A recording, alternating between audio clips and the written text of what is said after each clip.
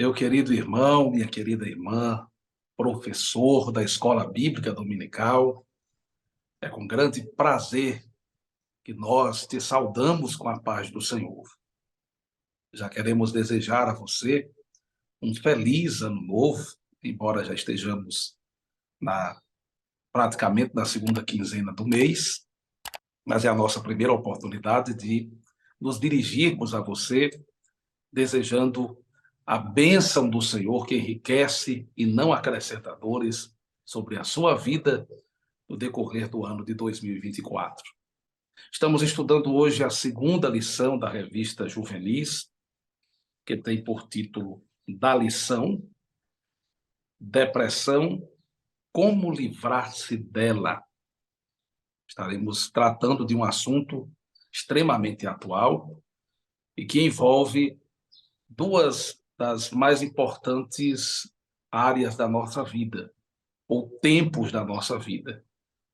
Algumas pesquisas entendem que, e estudos entendem que, as duas fases da vida, essa é a palavra mais aplicável, onde a depressão se faz presente com maior constância, insistência, ou como uma tentação, ou enfermidade, é na adolescência e na terceira idade.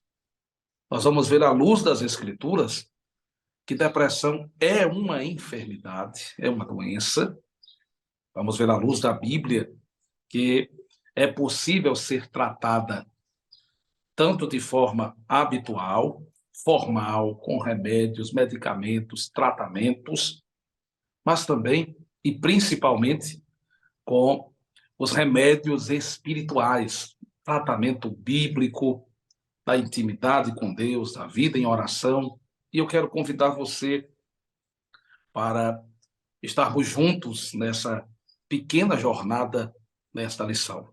Eu sou o pastor Bruno Rodrigues e o nosso querido pastor Túlio Galvão também estará conosco debatendo sobre esse assunto neste momento. A paz do Senhor, pastor Bruno, como também a todos os alunos, professores, superintendentes da Escola Dominical, que terão acesso a esse subsídio e certamente será de grande importância para o amadurecimento e que o nome do Senhor seja glorificado diante dos ensinamentos bíblicos que aqui serão apresentados para o crescimento espiritual de todos os irmãos.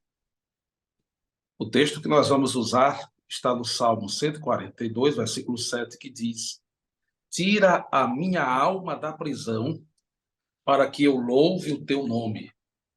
Os justos me rodearão, pois me fizeste bem. Os objetivos da nossa lição são apresentar o que é a depressão, suas causas e sintomas, refletir sobre o que a palavra de Deus fala sobre essa doença e, por último, praticar a oração, a leitura da Bíblia e a comunhão como antídoto contra esse mal. Depressão, o mal do século. Pastor Túlio, o que é depressão?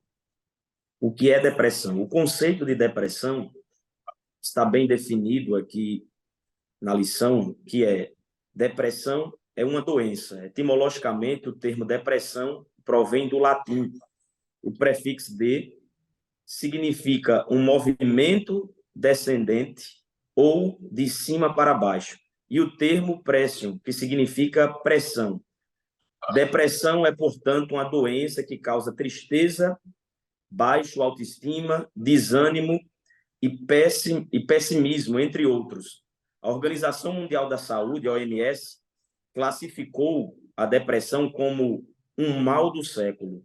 No mundo todo, milhões de pessoas sofrem com a depressão. E no Brasil, esse desafio também é enorme. Entretanto, nessa lição de hoje, vamos analisar esse problema à luz da palavra de Deus e perceber que mesmo os que servem a Deus podem enfrentar a depressão em algum momento. Então, esse primeiro ponto conceitua-se muito bem a respeito do que é depressão.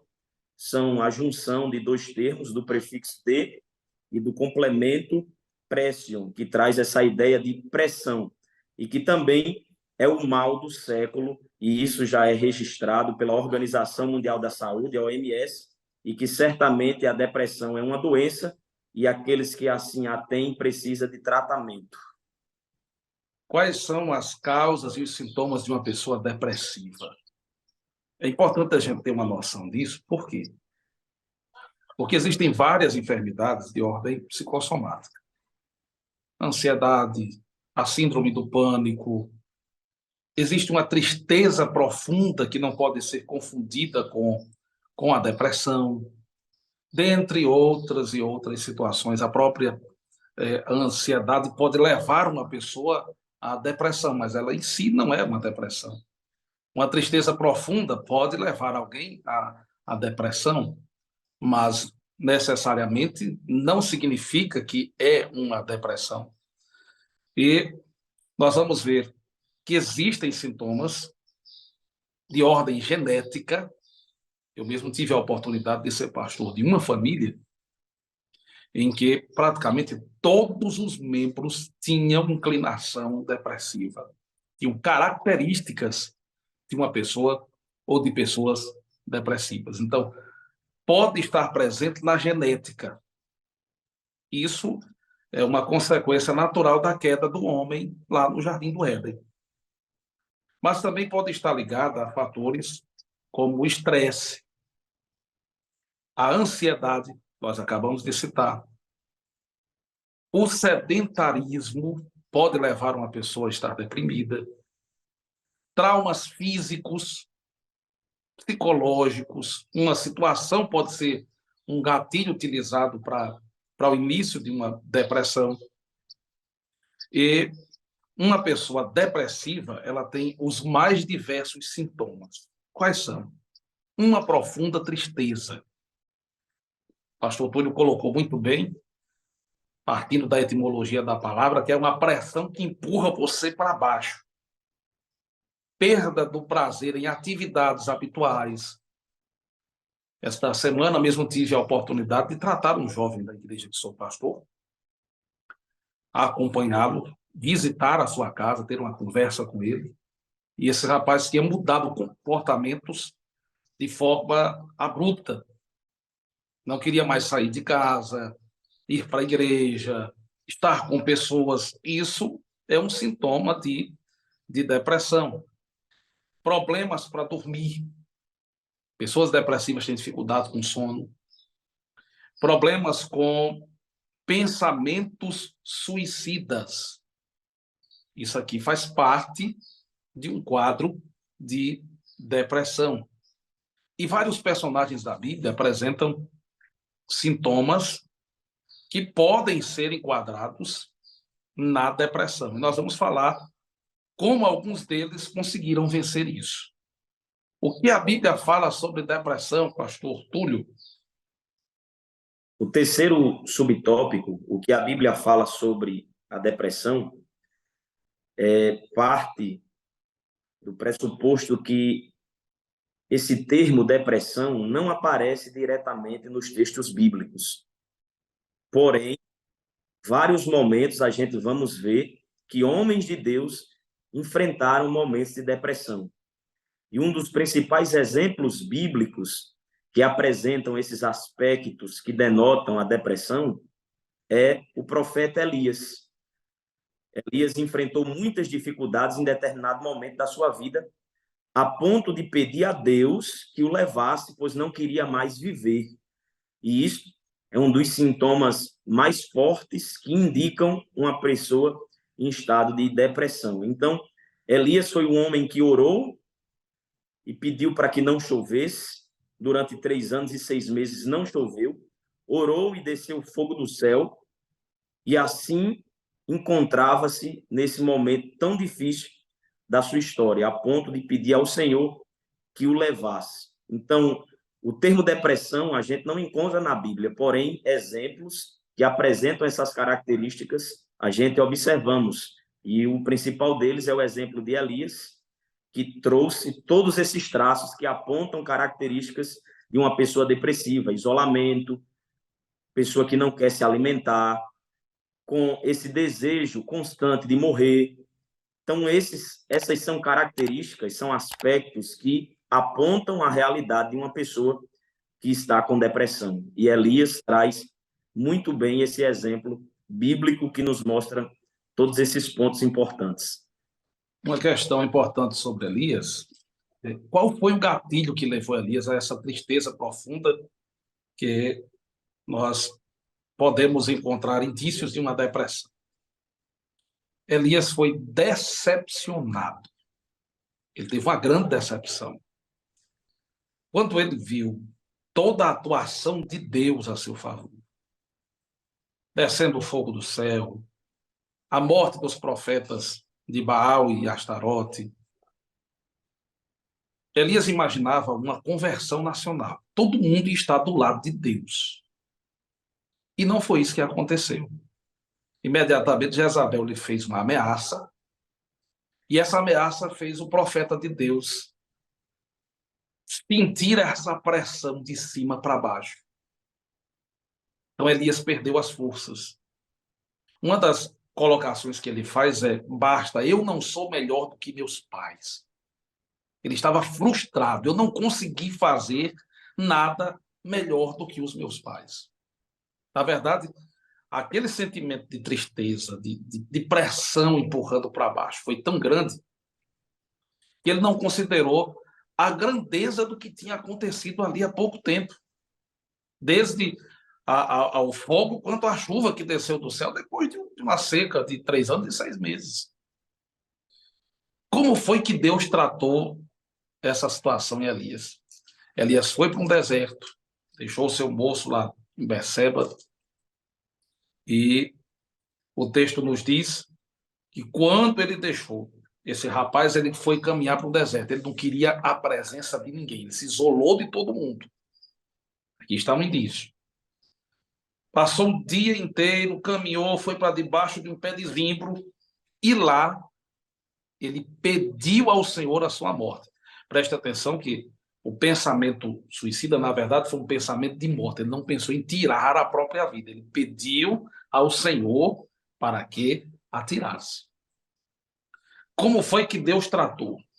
Quando ele deitou e dormiu, um anjo do Senhor lhe tocou e disse: levanta-te e come. Então Deus permitiu que ele tivesse sono, ele dormiu. Em seguida lhe deu comida, ele comeu. Depois daquela comida, ele caminhou. A Bíblia diz que ele caminhou, e depois de ter caminhado com a força daquela comida 40 dias e 40 noites, ele foi até Horebe, o monte de Deus. Vai observando. Ele dormiu, ele comeu, ele fez exercício físico e ele foi até o monte de Deus, até Horebe. Ali, ele passou a noite, dormiu outra vez. E Deus falou com ele: que fazes aqui, Elias? Quando Deus falou com ele abriu a boca para falar. Eu tenho sido extremamente zeloso. Deus permitiu que ele colocasse para fora. Presta atenção que Deus não concordou com o que ele estava dizendo, não. Mas naquele momento, Elias não estava precisando de uma correção. Elias estava precisando se abrir, botar para fora o que estava incomodando ele. Depois disso, Deus manda ele sair para fora e fala com ele. Não por meio de um vento forte, de um terremoto, do fogo que caiu do céu, não. Deus falou numa brisa suave. E lhe deu uma missão. Ocupou Elias. Deus fez um tratamento em Elias para que ele vencesse esses sentimentos depressivos. Moisés viveu também situações semelhantes em Números 11. Jonas, capítulo 4, versículo 8. Todos passaram por problemas envolvendo uma grande pressão que os empurrava para baixo. Depressão, discernindo a doença do problema espiritual, pastor Túlio. O primeiro subtópico desse segundo tópico vai falar sobre depressivos que sofrem preconceito e incompreensão. É um ponto muito importante a ser destacado aqui, porque pessoas que sofrem com depressão, elas são incompreendidas a ponto de sofrerem preconceitos. E tratando-se de pessoas crentes, algumas pessoas acham que a depressão é uma besteira e aludem depressão a uma fraqueza de fé, aludem depressão à falta de oração, ou até mesmo alguém que esteja ocultando o seu próprio pecado. E com isso, elas acabam cada vez mais sendo pressionadas para baixo. Então, precisamos ter cuidado pela maneira que nós tratamos pessoas que trazem esses traços e essas características depressivas. Elas precisam ser tratadas e não e temos que compreendê-las de maneira que a gente conduza essas pessoas a passarem por um tratamento profissional, de maneira que, com a ajuda de Deus, elas possam sair desta situação. Então, depressão não é falta de fé, depressão não é falta de oração, depressão não é besteira, e depressão não trata-se de um pecado ocultado, mas depressão é uma doença que precisa ser tratada e nós precisamos agir de forma clara com essas pessoas a fim de ajudar elas a saírem dessa pressão, a saírem desta condição, dando a elas essa oportunidade e a ajuda de profissionais, ajuda também espiritual, fará com que certamente essas pessoas possam sobressair dessa situação difícil. Uma outra questão a ser colocada é que depressão também não é possessão maligna. Uma pessoa pode, de repente, interpretar uma depressão como uma possessão maligna e há uma diferença enorme, abissal, entre depressão e possessão e até opressão maligna. São três coisas diferentes.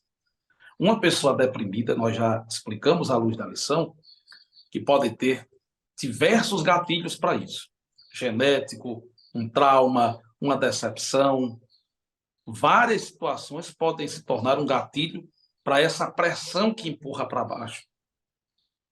Nós já estudamos aqui, à luz do exemplo do profeta Elias, que o tratamento não envolve apenas a Bíblia e a oração. Elias teve palavra de Deus, teve oração e teve um trabalho que lhe foi dado. Mas antes ele teve comida, sono, exercício físico e uma terapia. Sim, ele teve a oportunidade de desabafar. Foram instrumentos naturais que Deus usou para tratar Elias. As pessoas depressivas, elas precisam ter apoio. Agora, lembre-se que apoiar não é transformar o depressivo num coitado. Não é ensiná-lo a ter pena de si mesmo, reforçar esse sentimento. Ao mesmo tempo que não é ignorá-lo, como se nada tivesse acontecendo, ou rotular essa situação difícil na vida dessa pessoa como uma coisa sem fundamento. Se é preciso tratamento, procura ajuda profissional. Se é preciso haver uma mudança na forma de vida, que essa pessoa seja auxiliada a isso. Nós queremos dizer aqui, os agentes na igreja, desde as lideranças, as pessoas mais próximas, precisam olhar com um olhar diferenciado para pessoas que vivem com sentimentos depressivos. Elas precisam ser ajudadas. Enfrentam batalhas espirituais. Agora sim, aqui está a enfermidade. E aqui desse outro lado estão a opressão e a possessão maligna. Essas duas outras coisas podem aproveitar-se da fragilidade emocional e psicológica do enfermo. É exatamente aqui que vêm os pensamentos suicidas e a vontade de tirar a própria vida. A vontade de morrer, ela faz parte, de deixar de viver, faz parte da depressão. Agora, o desejo de tirar a própria vida, isso aqui não. Isso aqui já parte para a opressão maligna. E a opressão maligna é tratada com remédios espirituais. Essa mente precisa ser reocupada pela palavra de Deus e pelo relacionamento espiritual com os céus. Receita bíblica contra a depressão, pastor Túlio. Receita bíblica contra a depressão. Primeiro, a oração que vence. Há poder na oração. A palavra de Deus nos convida a clamar, a buscar ao Senhor.